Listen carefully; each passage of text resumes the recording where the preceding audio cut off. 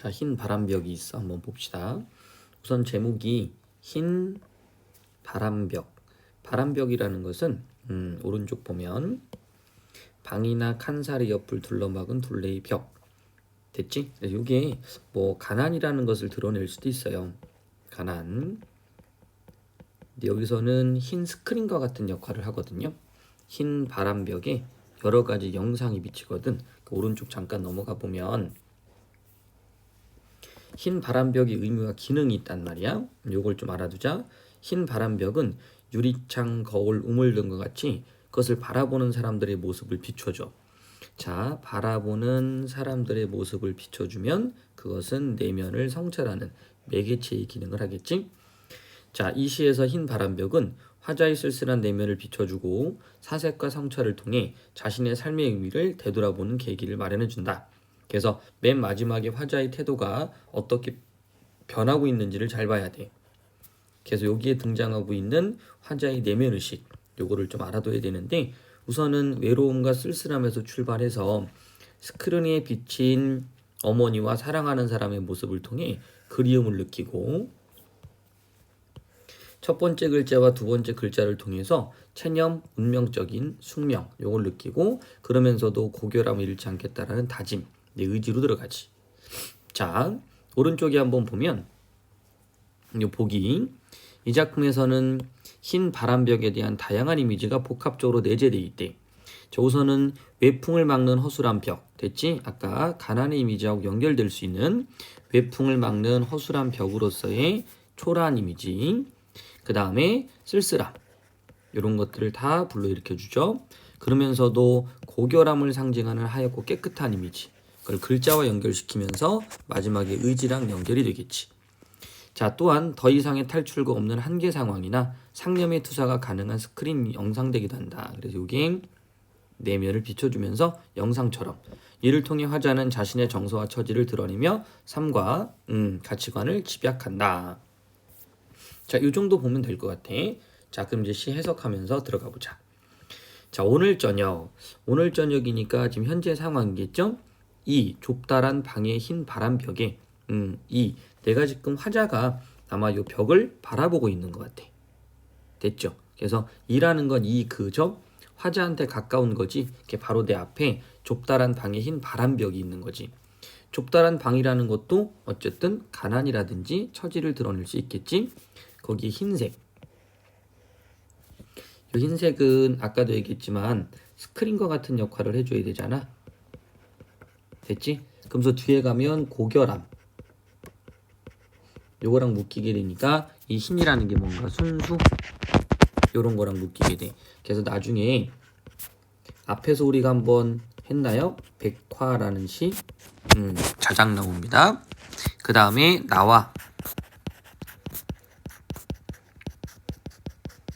나타샤와 흰 당나귀. 요 시에서는 현실 도피적인 특성이 좀 드러납니다. 현실 도피. 여기서도 나타샤나 흰 당나귀 어떤 하얀색 순수함, 이런 것들 신비스러움 이렇게 연결돼요. 그래서 우선 흰색이란 이미지가 백화, 나와 나타샤와 흰 당나귀 이렇게 묶어줄게요. 자, 어쩐지 쓸쓸한 것만이 오고 간다. 이 흰 바람벽에 쓸쓸한 것만, 그러니까 화자가 쳐다보는 바람벽에 쓸쓸한 것이 오고 가는 것은 흰 바람벽에 쓸쓸한 것 때문에 내가 쓸쓸해지는 것도 있지만 내 처지가 쓸쓸하기 때문에 그런 것들이 보일 수도 있겠죠. 그 다음 오고 간다고 그랬으니까 현재 영어미. 자, 이 흰 바람벽에 희미한 15촉 전등도 가난입니다. 그 가난한 어떤 상태를 나타내는 거죠. 사물을 통해서. 전등이 지치운 불빛을 내어던졌다. 15촉 전등이 지친 불빛을 내던졌대요. 그럼 지쳤다. 됐죠? 그럼 불빛을 내어던졌다. 그래서 시각적 이미지를 통해서 외롭고 쓸쓸함의 정서를 드러내고 있지. 그래서 외롭고 쓸쓸함의 심정을 시각적으로 형상화했다. 전등이 지치운 불빛을 내어던졌다. 특히 불빛, 지쳤다 이렇게 돼 있죠. 그래서 불빛이라는 건 시각이잖아. 지쳤다라는 건 화자의 정서가 투영됐다고 보시면 될 것 같고요. 됐나요?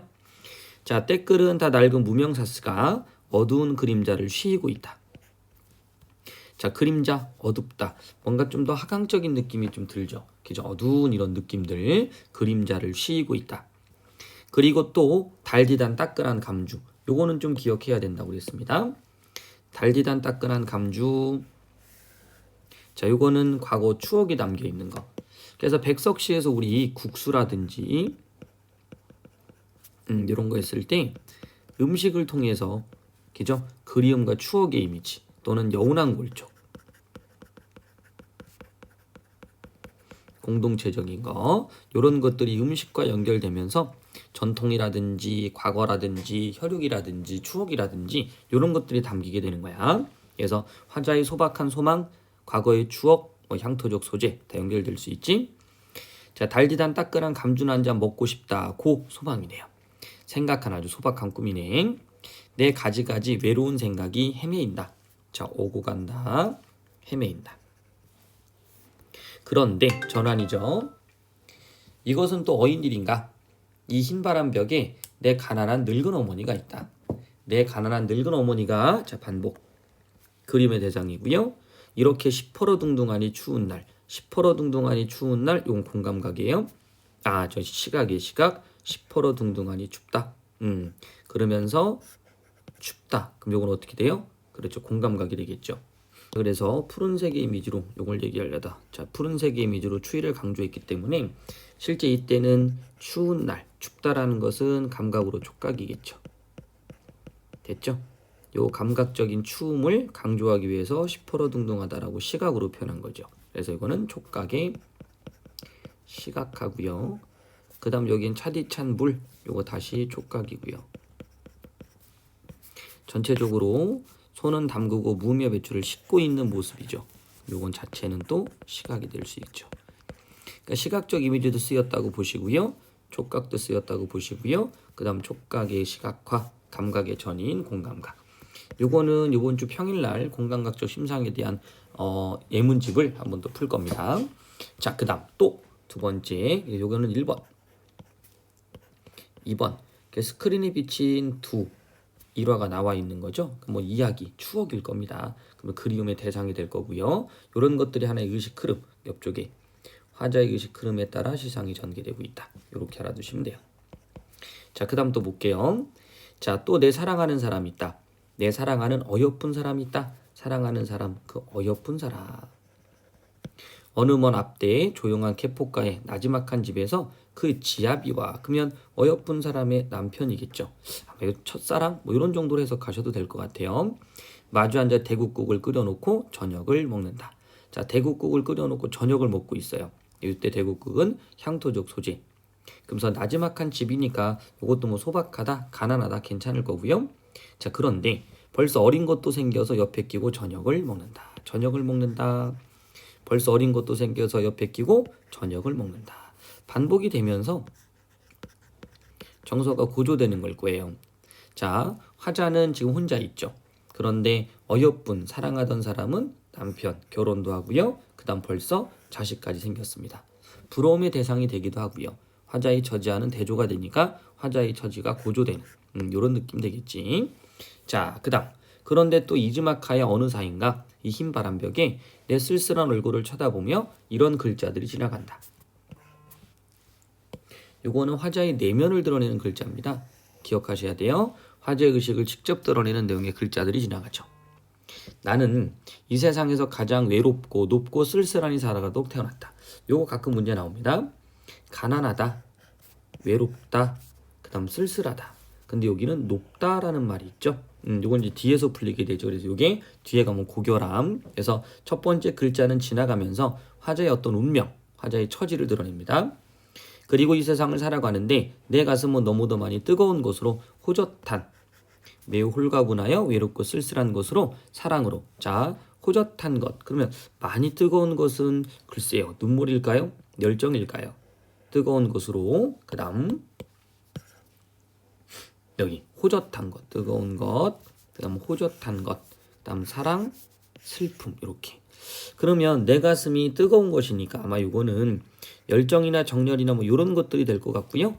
호젓하다는 건 뭔가 쓸쓸함, 또 사랑이라는 것은 뭐 좋아하는 것들, 내가 추구하는 것들, 슬픔은 또 반대로 애상감, 뭐 결핍 이런 걸 나타내겠죠. 그런 것들로 가득 차고 있습니다. 그러니까 내 삶을 어쨌든 간에 운명으로 보고 있는 거예요.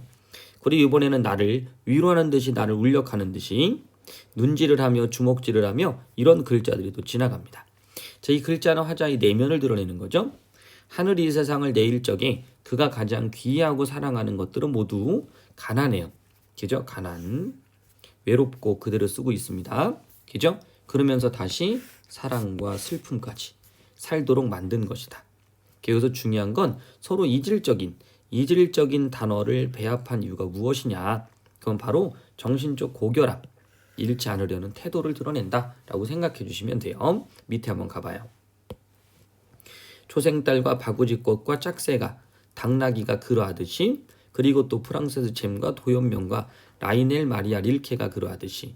그러니까 이 부분에서 이야기하는 건 바로 뭡니까? 그렇죠. 앞에 나와 있는 초생딸, 바구지, 짝새, 당나귀는 진짜 가난하고 외롭고, 그죠? 그렇게 태어났지만 높은 모습, 요걸 지키고 있다. 그게 바로 뭐다? 고결함. 여기 있는 인물들도 마찬가지일 겁니다. 그래서 하늘이 가장 귀하고 사랑하는 것들, 순수하고 고결한 존재들, 화자와 같이 고독하게 살면서 이렇게 되는 모습들, 열거법이라고 보시면 되고요. 그래서 앞에 나와 있는 요 초생딸, 바구지, 짝새, 당나귀 같은 경우는 그냥 뭐 순결한 존재 이렇게 보시고, 프랑시스 잼, 도연명, 라이넬 마리아 릴케는 고독하고 가난하게 살았지만 그래도 어떻다? 고결함을 지니고 있었다. 이렇게 보시면 되겠네요.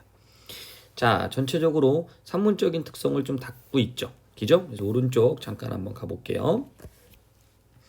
자, 성격은 회고적이에요. 네, 과거를 한 번씩 쭉 돌아보기도 하고요. 맨 마지막에 의지도 나오고요. 그 다음 특징은 화자의 내면 풍경과 삶에 대한 성찰의 자세를 형상화했다. 그래서 산문적인 문체를 드러내면서도 서정성이 담겨 있죠.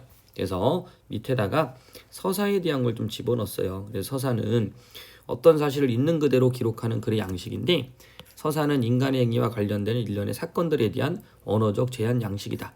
그래서 이제 고향이라든지 여승이란 작품 같은 것들이 어떠한 인간의 행위와 관련된 일련의 사건을 제시하거든요. 그래서 고향과 여승이 서사와 서정이 조화되어 있다. 이렇게 또 되어 있어요. 고향과 여성 꼭 한번 살펴보셔야 돼요. 자, 다시 올라가서 감각적 이미지를 사용하여 화자의 정서를 구체적으로 드러냈다.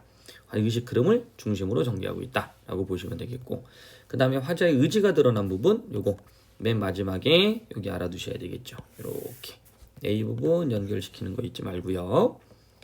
자, 그 다음에 시구풀이 한번 좀 읽어주세요. 자, 그 다음 넘겨봅시다.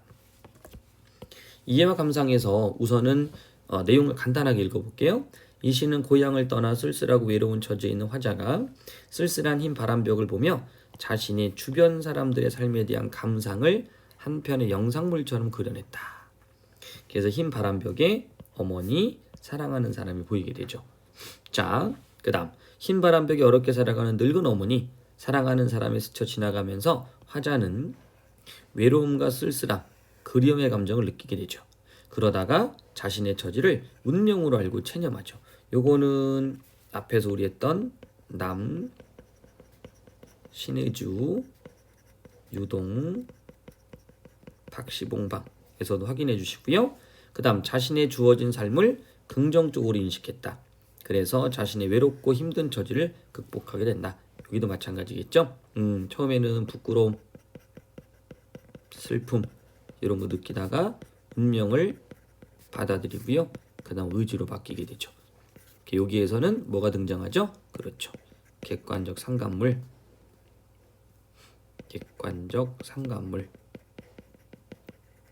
이런 감정이입이 되기도 합니다. 꼭 챙겨 놓으시고요. 자, 그 다음 전체적으로 그렇게 정리 한번 해주시고, 남신의주 유동 박시봉방 하고요. 그 다음 요 별에는 밤도 꼭 같이 기억해 주셔야 돼요.